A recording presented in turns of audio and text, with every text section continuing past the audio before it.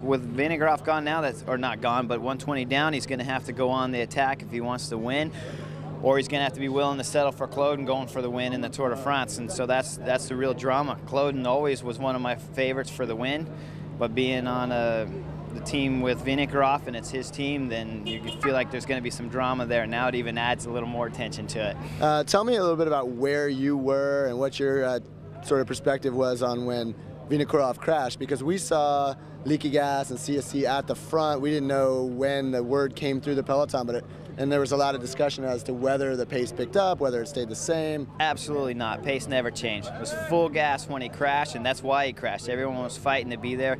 We were 25K or something like that from the finish. You had two guys in the break that are extremely, extremely good riders that can hold off a field if you're not going 100%. If they would have backed off, they would have lost the yellow jersey for sure. There's no doubt in my mind. I never felt an acceleration because of that reason anyways, and even on the climb, there was more than enough good quality riders that hadn't been on the front, that could have been on the front, and we could have gone up that climb much faster. Absolutely undeniable fact is, all you have to do is look at the results. 70 people finished together in the front after going over the climb. If the real climbers wanted to make it difficult, we would have finished with 30 of us. No one accelerated for Vino. It was just bike racing that took him off the back and cost him a minute and 20.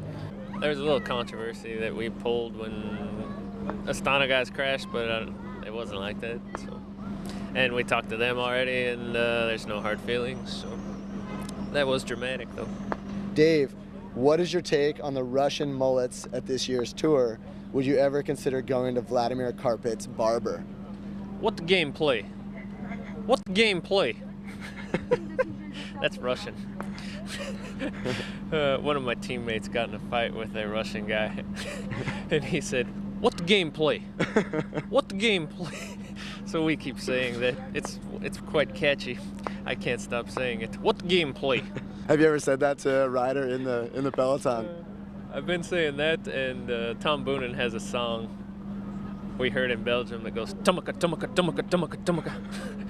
So those are our two chants at the moment. It's disappointing. I mean, I know how fast I am and I know how fast I can be. And I mean, a lot of the times I've come to the tour and I've had to sprint for other guys like Oscar. And in the first years when I came to the tour, I was sprinting, with guys like Jan Zorada leading them out. So, this year, I've come to the tour with a team that's basically just had, that said to me, I can basically ride for myself, and that's what I've done. And I've already won a lot of races in my career, and a lot of them I've won ahead of guys like Tor and McEwen and things like that. So it's not like it's a surprise, to be honest with you. It's just that now, obviously, you're doing it on a bigger stage, and a lot more people are taking notice. Can you tell us a little bit about your 11th place finish in the sprint? Oh, no, I was just following wheels and staying at the front. Cancellara closed the gaps, and I just followed him, and then I thought, oh, I'm in a good position here, so I might I had a look over my shoulder. No one was coming through with about 200, so I thought, I better have a bit of a go here. But then the sprinters arrived, and when my quick release goes in other people's spokes, I usually touch the brakes. The sprinters, they keep going. Did that happen? Yeah, Bernardi cut a bit too close for my comfort. I believe today is the 40th anniversary of the Tom Simpson death. Is that something that's been brought to your attention, or something that you've thought of at all? I knew it already.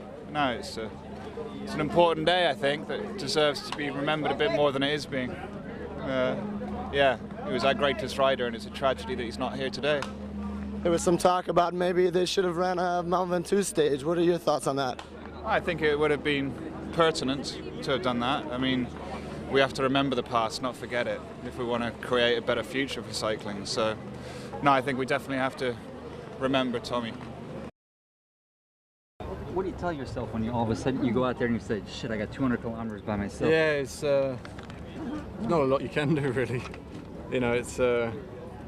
I really wanted to stop for a piss at one point, and I thought, I can't stop if I'm in the lead. So it's just, again, you just have to kind of switch off at times, and I was getting constant feedback as to how the peloton were riding, and when they slowed down, I slowed down, and when they sped up, I tried to speed up a little bit as well. So yeah, it's you just have to sort of count the kilometers down. It's certainly a long day. Nobody believes it, but I was already feeling good the entire weekend. Stage win now means, I think, that there's a lot of weight of everybody else, but for me now the pressure's on for the green jersey. I'm very proud to have won this stage and to put my little piece into the palmarès of the team already, and it's going very, very good. The atmosphere is fine, and today I found my good luck back, so hopefully it stays for a few weeks. Yeah, so Friday the 13th from now on is a lucky day. It was the same as the days before, but now I found the room to start like every day. The guy who found the room to do his sprint won the stage the entire week, and of course you have to be strong if there's prayer in your wheel or somebody else, but everything went fine. I had some bad luck with my derailleur, somebody crashed into it, but then the last 250 meters I saw there was an opening on the right. I start, and then I think it was Froley or something. I think he saw me come and he did a very bad maneuver. He came to the right and he closed completely. I braked again, but then with Fred in the wheel. And then I had to start again, and then I did a block to the finish, and from that moment on it was just me and my bike trying to go as fast as possible.